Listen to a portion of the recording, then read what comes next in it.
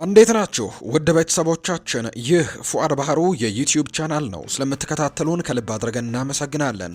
በዛሬ ፕሮግራማችን የዝውውር ጉዳዮችን የምናነሳበት ፕሮግራምን ሰፋ አድርገን ወደ እናንተ እናደርሳለን። በዚህ የከሰዓቱ ፕሮግራማችን የዝውውር ጉዳዮችን ጠቅለል አድርገን ዛሬ ከጠዋት ጀምሮ ሲሰሙ የነበሩ ጉዳዮችን የምናነሳበት ነው። ትልልቆቹ ሚዲያዎች በተለይ የጥር ተጫዋቾች የዝውውር መስኮት መቃረቡን ተከትሎ ከትልልቆቹ ክለቦች ጋር የተያዙ የዝውውር ጉዳዮችን በስፋት እያነሱ ይገኛሉ።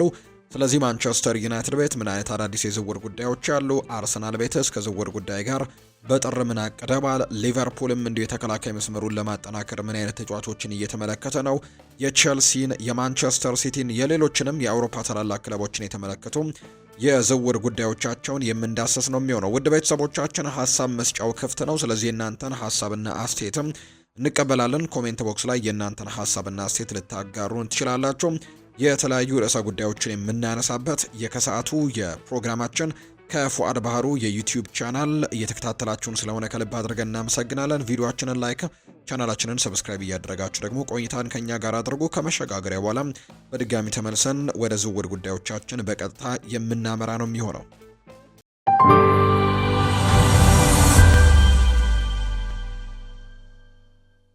ቶተንሃም ተከላካዩ ሚኪ ቫን ደቬን በቅርብ ጊዜ ባሳየው እጅግ በጣም ጥሩ የሚባል አቋም የተነሳ አዲስ ውል ሊሰጠው ዝግጁ እንደሆነ እየተነገረ ነው። ይህ መረጃ በተለይም ዘ ቴሌግራፍ ላይ ነው ማትላው መረጃውን ያወጣው።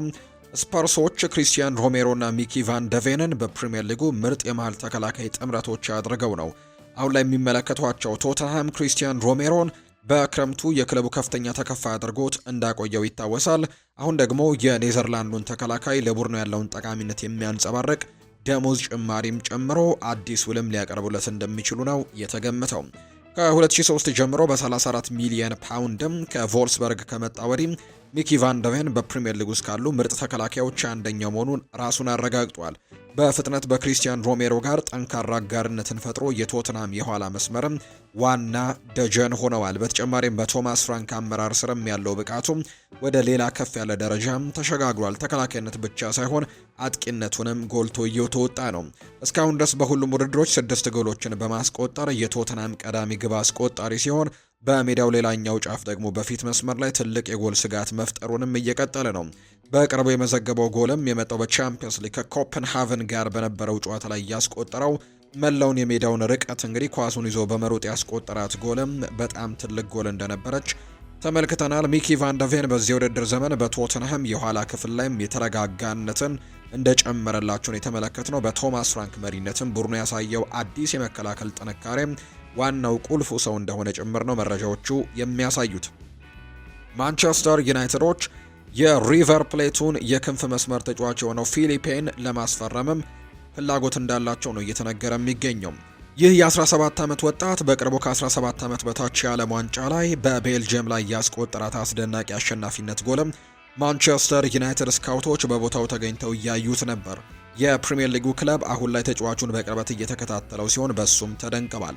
ግሬም ቤይሊ ለቲቢአር ፉትቦል እንደተናገረው ከሆነ ዩናይትድ በጄሰን ዊልኮክስ አማካኝነት ወጣት ተጫዋቾች ላይ ጠንክሮ እየሰራ ነው፣ እንዳያመልጡም ብሎ እየጣረ ይገኛል። እንግዲህ ፊሊፔ ደግሞ ከሚፈልጓቸው ተጫዋቾች መካከል አንደኛው ሲሆን ለተወሰነ ጊዜ ሲከታተሉት ቆይተዋል። ሌሎች ክለቦችም የፊሊፔን እድገት እየተከታተሉ ነው። እናም ለሱ ደግሞ ዝውውር ማድረግም ይወስኑ እንደሆነ ማየቱ አስደሳች ያደርገዋል ተብሎ ነው የሚጠበቀው። የ17 ዓመቱ አጥቂ ብሩህ የወደፊት ጊዜ የሚጠበቅ አባል እናም ለረጅም ጊዜ የሚቆይ ጥራት ያለው ኢንቨስትመንትም ሊሆን እንደሚችል ነው የሚገመተው። ማንቸስተር ዩናይትድን የመሰለ ክለብ የመቀላቀል እድል ደግሞ ለሱ በጣም አስደሳች ያደርገዋል። በሙያው ትልቅ እርምጃ ነው። ለፕሪሚየር ሊጉ ገና ዝግጁ ባይሆንም የወጣት ቡድኖች አስፈላጊ አባል ሊሆን ይችላል። ማንቸስተር ዩናይትድ አሳድጎ ወደ ዋና ቡድን ተጫዋችም ሊያመጣው ይችላል። ማንቸስተር ዩናይትድ ከዚህ ቀደም ወጣት ተጫዋቾችን በማሳደግ ረገድም ጥሩ አፈጻጸሞችን አሳይተዋል። እናም ለወደፊት የሚሆን ቡድን ለመገንባትም እየፈለጉ ነው። የአርጀንቲናው ተጫዋችን መፈለጋቸው ደግሞ አያስደንቅም። አጥቂው በውል ውስጥም 88 ሚሊዮን ፓውንድ የመልቀቂያ አንቀጽ ወይም ሪሊዝ ክሎዝ አለው። ሪቨር ፕሌት በተመጣጣኝ ገንዘብ እንዲሄድም ይፈቅድለታል ወይ የሚለው ነገር ትኩረት የሚስብ ነው የሚሆነው። በዓለም ላይ ያለ ምንም ክለብ እንግዲህ ያን ያክል ገንዘብን እንግዲህ ለፊሊፔ መክፈል አይፈልግም ተብሎ ነው የሚታሰበው። ይህ በእንዲህ እንዳለ አጥቂው ቀጣዩ መዳረሻውን በጥንቃቄ መምረጥ ነው የሚኖርበት። ለእድገቱ ግልጽ የሆነ መንገድ ወዳለበት ክለብም ለመቀላቀል መጣር ይኖርበታል ተብሎ ይታሰባል። ማንቸስተር ዩናይትድ አስፈላጊውን ዋስትና ሊሰጠው ይችል እንደሆነ ግን መታየት ያለበት ጉዳይ ነው። ሊቨርፑል የኢንተር ሚላኑን አሌዛንድሮ ባስቶኒን ማስፈረም ቅድሚያ የሚሰጠው ጉዳይ አድርጎ እየተንቀሳቀሰ ነው። የ26 ዓመቱ ተጫዋች በዓለም ላይ ካሉ ምርጥ ተከላካዮች አንደኛው ነው። ፊጂያስ የተባለው የመረጃ ምንጭ እንደሚለው ከሆነ ሊቨርፑል ዝውውሩን እውን ለማድረግም 100 ሚሊዮን ዩሮ ለማውጣትም ተዘጋጅቷል ነው የተባለው። ጣሊያናዊው ክለቡን እንዲለቅ የሚፈቅድ እንደሆነ የሚታይ ይሆናል። እሱ ለነሱ የማይተካ ሀብት እንደሆነ የተነገረው። ተከላካዩ ከዚህ ቀደም ልዩ ተጫዋች ተብሎም ተጠርቷል። በፕሪሚየር ሊጉ ጥሩ ብቃት የማሳየትም አቅም እንዳለው ጥርጥር የለውም። እናም ደግሞ ለሊቨርፑል እጅግ በጣም ጥሩ ተጨማሪ ተጫዋችም ሊሆን ይችላል። ሊቨርፑል እንግዲህ በውድድር ዓመቱ መጨረሻ ላይ ኮንትራቱ የሚያልቅበትን ኢብራሂማ ኮናቴን ጥራት ባለው የረጅም ጊዜም ተተኪ ይፈልጋል ወይም ደግሞ እሱን መፈለግ ይኖርበታል ተብሎ ነው የሚታሰበው። በተጨማሪም ደግሞ የክለቡ ካፕቴን ቨርጂል ቫን ዳይክ በ30ዎቹ ዕድሜ ውስጥ የሚገኝ በመሆኑ ምክንያት ሊቨርፑሎች እንግዲህ ያለሱ ደግሞ ወደፊት መጫወትን የሚያስችል እቅድም ማውጣት መጀመር ይኖርባቸዋል ተብሎ ይታሰባል። በጣሊያን ካሉ ምርጥ እንግዲህ ተከላካዮችም አንዱን ለማስፈረም ተስማሚ ነው። ሊቨርፑል በእውነት ለሚያስደንቅ ተጫዋች ከፍተኛ ገንዘብ ለማውጣት ፈቃደኛ መሆኑን አሳይቷል። እናም በባስቶኒ ትልቅ ገንዘብ ለመክፈል መዘጋጀቱ አያስደንቅም። ባስቶኒ ከቼልሲ ጋርም በተደጋጋሚ ስሙ ተነስቷል። ጣሊያናዊው ዓለም አቀፍ ተጫዋች ክለቡን እንዲቀላቀል ማሳመን ይችሉ እንደሆነ መታየት ያለበት ጉዳይ ነው። ዘገባው እንደሚያመለክተው ተጫዋቹ አስተማማኝ የሆነ ፕሮጀክት፣ መደበኛ የጨዋታ ጊዜና ከእንግሊዙ ክለብ ጋርም ግልጽ የሆነ እቅድን ማየት ይፈልጋል። ሊቨርፑል በዓለም ላይ ካሉ ትልልቅ ክለቦች መካከል አንደኛው ሲሆን በየጊዜው ደግሞ ለዋንጫዎች ሲፋለም የኖረ ቡድን እንደሆነም ይታወቃል። ተጫዋቹ እንግዲህ ማሳመን ለነሱ በጣም አስቸጋሪ ላይሆንባቸው ይችላል። ወደ እንግሊዝ መሄዱ በሙያው ላይ ደግሞ በዚህ ደረጃ ላይ አስደሳች ፈተና ነው የሚሆነው። በከፍተኛ ደረጃ የመወዳደር እድልም የሚያገኝ ሲሆን በዓለም ላይ ካሉ ምርጥ ክለቦች ደግሞ አንዱን ይቀላቀላል። ሊቨርፑል በቀጣይ ወራት ይፋዊ የዝውውር ጥያቄ ያቀርባል ተብሎ እንደሚታሰብ ነው መረጃዎች የወጡት። ማርከስ ራሽፎርድ በአሁኑ ጊዜ በስፔኑ ክለብ ባርሴሎና በውሰት እየተጫወተ ነው የሚገኘው። በስፔኑ ክለብ ውስጥም ጥሩ አቋም ማሳየቱን ቀጥሏል። ባርሴሎና ቋሚ ውልም ሊያስፈርመው ተስፋ አድርጓል። ተጫዋቹን ወደ 35 ሚሊዮን ዩሮ በሚጠጋ ክፍያ በቋሚነት የማስፈረም አማራጭን ወይም ደግሞ ኦፕሽን ቱባ ያላቸው እናም ደግሞ የመረጃ ምንጮች እንደሚሉት ከሆነ ይህንን ገንዘብ ለመክፈል እያሰቡ መሆኑን ገልጿል። ስምምነቱን መፈጸም ይችሉ እንደሆነ ወደፊት የሚታይ ጉዳይ ነው። ራሽፎርድ በማንቸስተር ዩናይትድ ውስጥ ወደፊት እጣ ፈንታ የለውም። እናም በላሊጋ ውስጥ ደግሞ በጣም ጥሩ አፈጻጸም እናሳየው ለባርሴሎና በቀጣይ ጉዞ በጣም ጠቃሚ ተጫዋችም ሊሆን እንደሚችል ይነገራል። በርካታ የአጥቂ ሚናዎችን መጫወት የሚችል ሲሆን ለቡድን ጎሎችንና ፈጠራንም ይጨምራል። የእንግሊዝ ብሔራዊ ቡድን በላሊጋ ያለውን ቆይታ እየተደሰተበት ሲሆን ወደ ማንቸስተር ዩናይትድ መመለስም አይፈልግም። እሱ ደግሞ ከእንግዲህ የፕሮጀክታቸው አስፈላጊ አካል ስላልሆነ በቋሚነት ባርሴሎናን መቀላቀሉ ትክክለኛ ውሳኔ ነው የሚሆነው።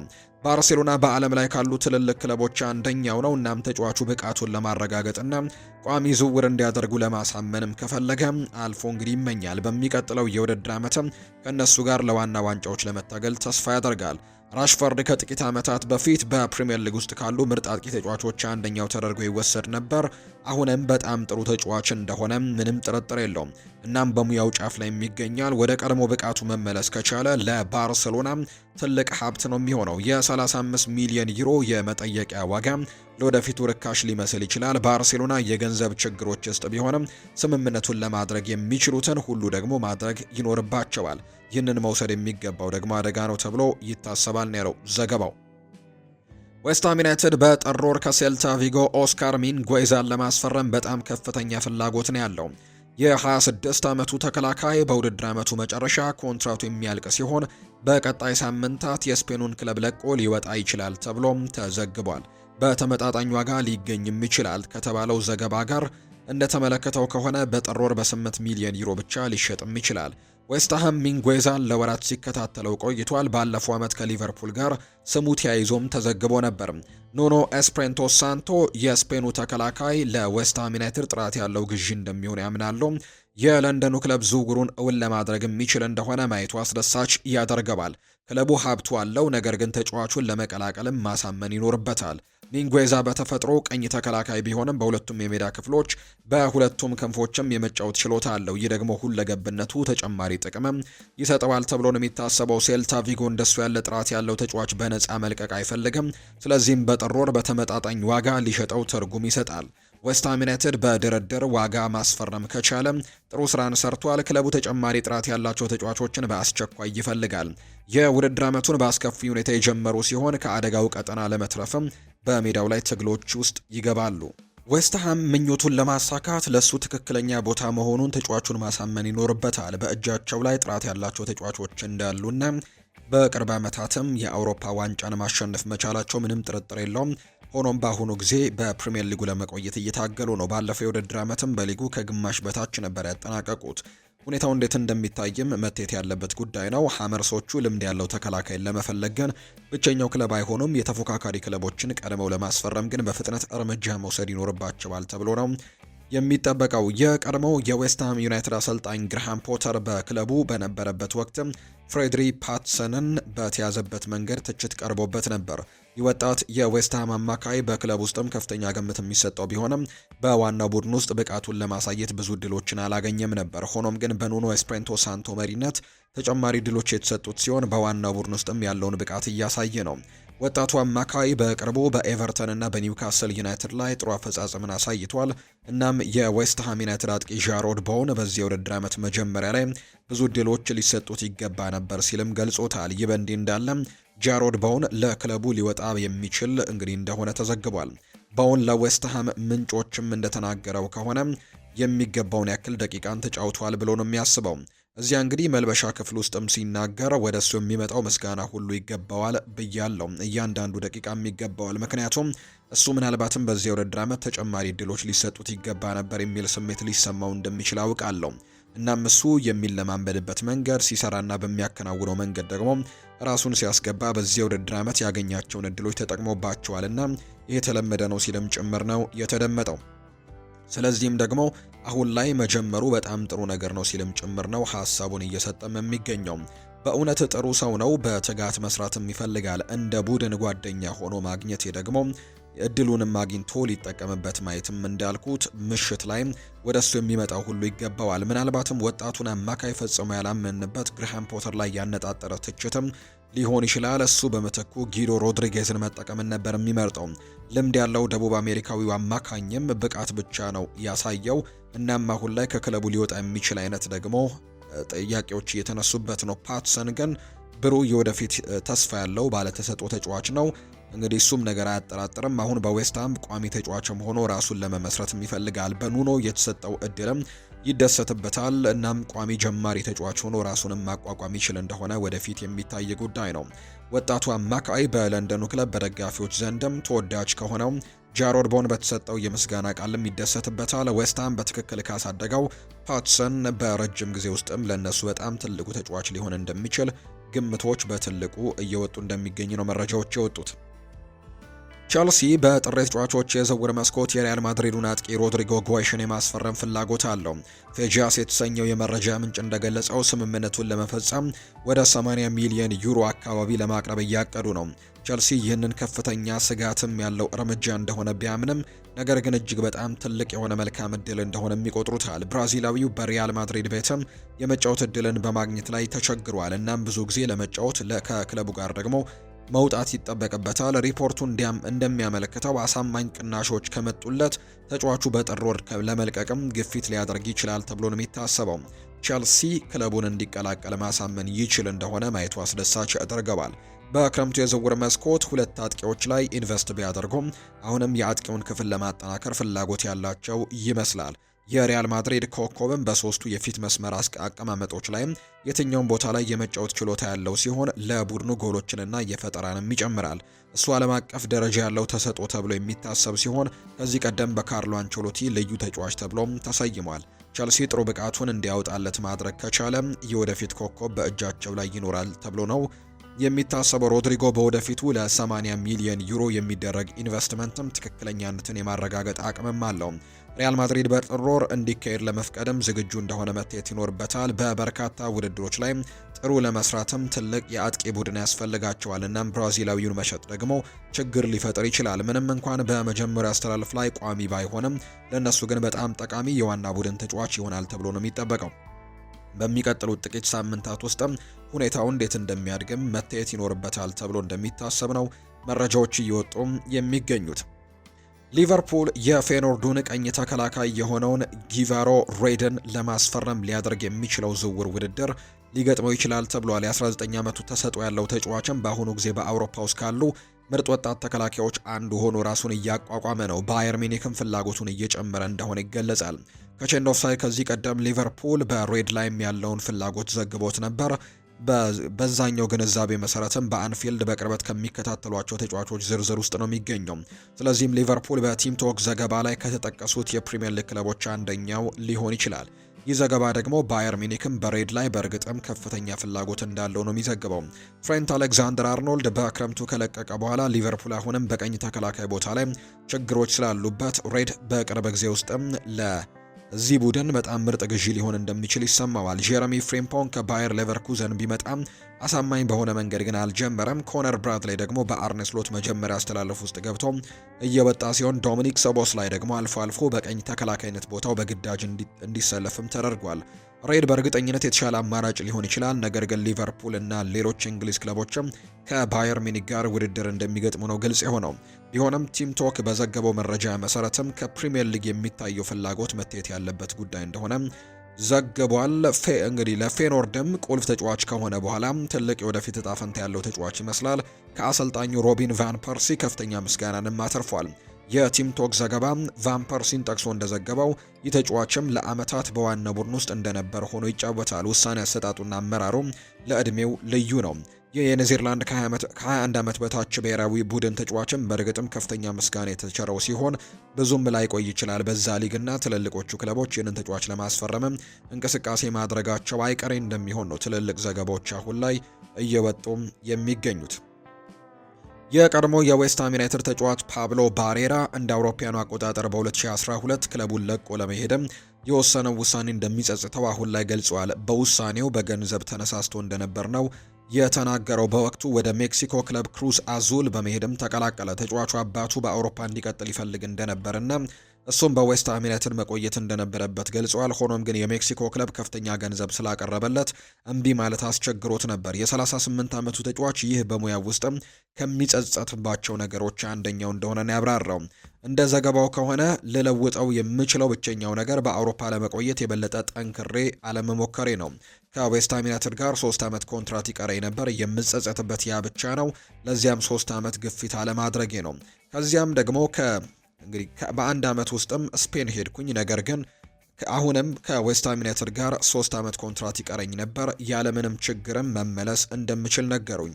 በእርግጥም ቦታዬን ለማግኘት ነገር ግን ወደ ክሩዝ አዙል ለመሄድ ወሰንኩኝ። ልለውጠው የምችለው የምጸጸትበት ብቸኛው ነገርም ያ ነው። በእውነቱ ለመናገር በዚያ ቅጽበት ጉዳዩ ገንዘብ ነበር። በመጨረሻም ክሩዝ አዙል የማይቀበላቸው መስሎኝ ብዙ ቅናሾችን አቀረብኩኝ። እናም በመጨረሻም እሺ አሉኝ። በዋናነትም ለዚያ ምክንያት ነበር። ያ ብቻ ነው አሁንም የሚቆጨኝ። እስከ ዛሬ ድረስ አባቴ ከኔ ጋር ስለ ጉዳዩ ያወራኛል። በአውሮፓ መቆየት ነበረብህ ብሎም ይነግረኛል። ተጫዋቹ በለንደኑ ክለብ በነበረበት ጊዜ መደበኛ እድሎችን ለማግኘት ተቸግሮ ነበር። በመጨረሻም ወደ ሪያል ዛራጎዛ በውሰት ተልኳል። ሆኖም ግን በክለቡ ቢቆይ ኖሮ ወደ መጀመሪያው አስተላለፍ መግፋት ይችል እንደነበር ነው የሚያምነው። ይህ በእንዲህ እንዳለ ተጫዋቹ የዌስትሃም ዩናይትድ አማካይ ኤድሰን አልቫሬስ ከሌሎች ቦታዎች የቀረቡለትን ቅናሾች ቢኖሩም በአውሮፓ እንዲቀጥል አጥብቆ አሳስቦት ነበር። ተጫዋቹ በአሁኑ ጊዜ የዌስትሃም እቅዶች ቁልፍ አካል አይደለም። እናም በቱርክ ክለብ ፌነርባቼ በውሰት ላይ ነው የሚገኘው። ባሬራ የሰራውን ስህተት እንዳይሰራ ደግሞ አጥብቆ ተመክሯል። እናም ተጫዋቹ ምን እንደሚወስን ማየት አስደሳች ይሆናል። በውድድር ዓመቱ መጨረሻ ዌስትሃምን በቋሚነት ሊለቅ ይችላል ተብሎ ይታሰባል። በአያክስ በነበረበት ጊዜም ጥራት ያለው ተጫዋች የነበረ ሲሆን ወደዚያ ደረጃ ደግሞ ለመድረስም እንደገና ይጥራል። ትክክለኛው ቡድን መቀላቀል በድጋሚ ሙሉ ብቃቱን ለማግኘትም እንዲያገኝ ደግሞ ይረዳዋል ተብሎ ነው የሚታሰበው። የሰንደርላንዱ ግብ ጠባቂ አንቶኒ ፓተርሰን ከክለቡ ለቆ የመውጣት ፍላጎት እንዳለው ተዘግቧል። አለን ኒክሰን እንደዘገበው ከሆነ የሻምፒዮንሺፕ ክለቦች የሆኑት ሌስተር ሲቲ እና ሳውዝሃምፕተን በውሰትም ለማስፈረም ፍላጎት እንዳላቸው ገልጸዋል። እናም ሰንደርላንድ በጥር ወር በውሰት እንዲሄድ ሊፈቅድለት ይችላል ተብሎ ነው የሚታሰበው። ፓተርሰን ከ1 ዓመት በፊት ከቶትንሃም ጋር ስሙ ተያይዞ ተዘግቦ ነበር። ፓተርሰን አሁን ላይ በሰንደርላንድ የመጀመሪያ ምርጫ ግብ ጠባቂ አይደለም። እናም ለሱ መንቀሳቀሱ ትክክለኛ ውሳኔ ይሆናል። የ25 ዓመቱ ወጣት አቅሙን ሙሉ በሙሉ በማሳየትም መደበኛ የጨዋታ እድሎች ያስፈልጉታል። በሰንደርላንድ በዝቅተኛ የዕድሜ ደረጃዎች ውስጥም ያሳለፈ ሲሆን ከነሱ ደግሞ ጋር ቋሚ ጀማሪ ተጫዋች ሆኖ ለመቆየትም ይጠብቅ ነበር። ሆኖም ግን አሁን ላይ ሩበን ሩፍስ በተጫዋች ተዋረድ እንግዲህ ከሱ ይቀድማል። ብዙ ጊዜ ለመጫወትም እንዲችል በጥር ወርም ክለቡን ለቆ ቢሄድ ጥሩ ይሆናል። በውድድር ዓመት ሁለተኛው አጋማሽ ላይ ጥሩ አፈጻጸምን ማሳየት ከቻለ በሚቀጥለው የውድድር ዓመት የመጀመሪያ ቦታው ላይ የመታገል የተሻለ እድል ይኖረዋል።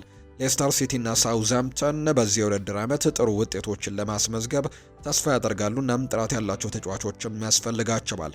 የ25 ዓመቱ ግብ ጠባቂ በእርግጠኝነት እነሱን ለማሻሻልም የሚያስችል ብቃት አለው። ቀደም ሲል በእንግሊዝ እግር ኳስ ሁለተኛ ዲቪዚየን ውስጥም ችሎታውን አሳይቷል። እናም ፈጣን ለውጥን ማምጣት ይችላል። ግብ ጠባቂ ወደ ቀድሞ ብቃቱ ለመመለስም እጅግ በጣም ይጓጓል። የእሱ ስኬት ጥማትም ማስፈረም ለሚችለው ማንኛውም ክለብ ተጨማሪ ጥቅም ይሆናል።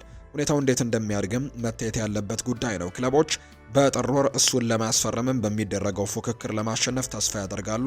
በውሰት ማስፈረም ከአደጋ ነጻ የሆነ ግዢ ሲሆን ትልቅ እምቅ አቅም ያለውም ዝውውር ደግሞ ይሆናል ተብሎ ይታሰባል። ሰንደርላንድ በክረምቱ ወቅትም በከፍተኛ ገንዘብ ለመሸጥ እንዲችሉ ከእሱ ጋርም በከፍተኛ ሁኔታ እንዲጫወትም እቅዶች እንዳላቸው ጭምር የሚያሳዩ ዘገባዎች ናቸው አሁን ላይ በትልቁ እየወጡ የሚገኙት።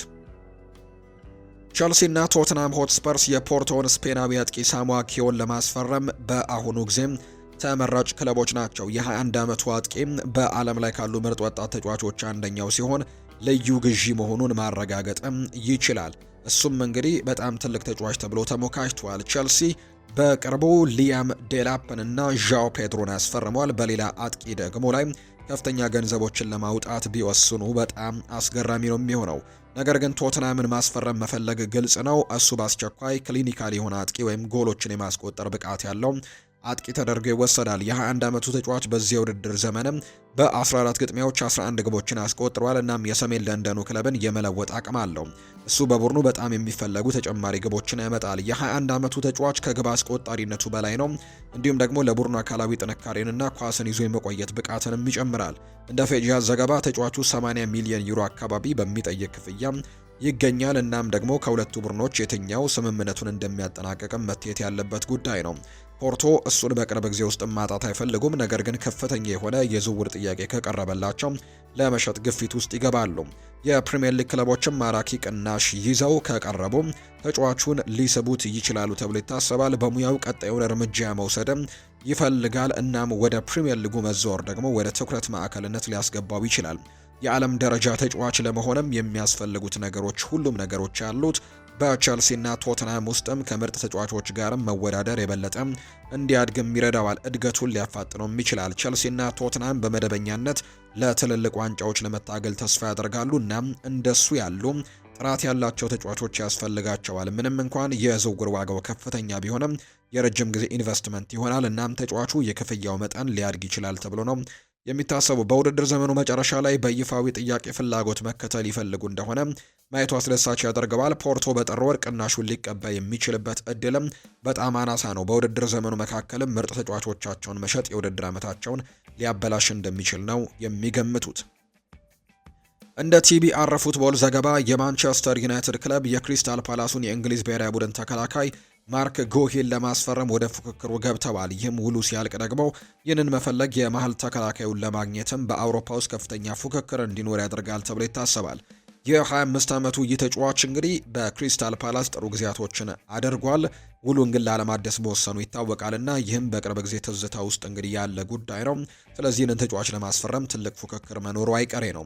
የውል ሁኔታው እንግዲህ በቀጣይ የሚታይ ነው። በክረምቱ ወቅትም ይህንን መረጋጋት ያለውና አስተዋይ ተከላካይን በነፃ ዝውውር የማግኘት እድሎች ደግሞ ይኖራሉ ተብሎ ይታሰባል። በእንግሊዝ ውስጥ በርከት ያሉ ክለቦችም ይህንን ተጫዋች ለማስፈረም እንቅስቃሴዎችን እያደረጉ ነው። የእንግሊዝ ብሔራዊ ቡድኑ ተጫዋች ባለፈው ክረምትም ወደ ሊቨርፑል ሊቀላቀል እጅግ በጣም ቀርቦ ነበር። ወደ አንፊልድ ሊያደርግ የሚችለው ዝውውርም የሕክምና ምርመራ ብቻ ነበር የቀረው፣ ነገር ግን ሳያደርግ ቀርቷል። በመጨረሻም ተሰርዞበታል። የመርሲሳይዱ ክለብ አሁንም ይህንን ተጫዋች ይፈልገዋል። መሀል ተከላካይ ላይ ችግር እንዳለባቸው ይታወቃልና አሁንም የማርክ ጉሂ ፈላጊ ናቸው። ነገር ግን ቸልሲ፣ ሲቲ፣ ቶትናም፣ ሪያል ማድሪድ፣ ባየር ሚኒክ እና ማንቸስተር ዩናይትድን ጨምሮ ሌሎች ክለቦችም እዚህ ተጫዋች ላይ ፍላጎት እያሳዩ ነው። አሁን ደግሞ የረጅም ጊዜ የተከላካይ ማጠናከሪያዎችን በንቃት የሚፈልገው ዩናይትድ ወደ ተጫዋቹ ፉክክር ገብቷል። የእግር ኳስ ጋዜጠኛ የሆነው ግሬም ቤሊ የማርክ ጉሂን ሁኔታ የሚመጣው የዝውውር መስኮት ከዋና ዋና የዝውውር ታሪኮች አንዱ ይሆናል ብሎ ገምቶታል። ከወራት በፊት ማርክ ጉሂ በታሪክ ውስጥም በጣም ከሚፈለጉት የቦስማን ነፃ ዝውውር ተጫዋቾች አንዱ እንደሚሆን ነግሬያችሁ ነበር። አሁን ላይ እየሆነ ያለውም ይሄው ነው ሲል ነው የተናገረው ግሬም ቤሊ። እንግሊዝ ውስጥም ያሉ ትልልቅ ክለቦች በሙሉ አሁን ላይ ማንቸስተር ዩናይትድን ጨምሮ ፍላጎት አላቸው። ወደ ውጭ ሀገር ደግሞ ከሪያል ማድሪድ እና ባርሴሎና እስከ ባየር ሚኒክ እና ኢንተር ሚላን ያሉ ትልልቅ የዓለም እግር ኳስ ክለቦችም ናቸው። እሱ ደግሞ የሚፈልገውን መምረጥ ይችላል ሲልም ጭምር ነው የተናገረው። ነገር ግን በመጫወቻ ሜዳ ላይ እንዲረጋጋ ሁሉ እንግዲህ ከሜዳ ውጭም ደግሞ እንደዛው ነው የተባልኩት። ይህም ለተጫዋቹ ፍላጎት እንዲጨምር እያደረገ እንደሆነ ይናገራል። ትልልቅ ምክንያቶች ናቸው። የእርሱ ባህሪ በእነዚህ ሁሉ ክለቦች እንዲፈለጉ ያለምንም ጥርጥር ትልቅ ምክንያትም ነው። ክሪስታል ፓላስ የመከላከል ምሰሶን ማጣቱ ትልቅ ኪሳራ ይሆንበታል። ነገር ግን ለማርክ ጉሂ በከፍተኛ ፍጥነትም እያደገ ባለው የሙያው ጉዞ ላይም ቀጣዩን እርምጃ እንግዲህ ይወስናል ተብሎ እንደሚጠበቅ ነው መረጃዎች አሁን ላይ በትልቁ እያጋሩ እንደሚገኙ ዘገባዎቹም የጠቆሙት። ወደ ቤተሰቦቻችን ይህ ፉአድ ባህሩ የዩቲዩብ ቻናል ነው። እየተከታተላችሁን ስለሆነ ከልብ አድርገን ነው የምናመሰግነው። ፉአድ ባህሩ ፕሮግራሙን እየመራው ከእናንተ ጋር ቆይታን አድርግ ያለው። በሌሎች ፕሮግራሞች በድጋሚ ተመልሰን የምንገናኝ ይሆናል። ከኛ ጋር ስለነበራችሁ ቆይታችሁን ከኔ ጋርም ስላደረጋችሁ እጅጉን ከልብ አድርጌ ነው የማመሰግናችሁ። በቀጣይ ፕሮግራሞቻችን እንደተለመደው ሌሎች ርዕሰ ጉዳዮችን፣ ሌሎች አዳዲስ ስፖርታዊ መረጃዎችን አካተን በድጋሚ የምንገናኝ ይሆናል። ለዛሬ ግን ስላደመጣችሁኝ፣ ስለተከታተላችሁኝ ቆይታችሁንም ከኛ ጋር ስላደረጋችሁ ከልብ አድርጌ አመሰግናለሁ። መልካም ጊዜ እንደሆነላችሁ ነው በአክብሮት የምመኘው።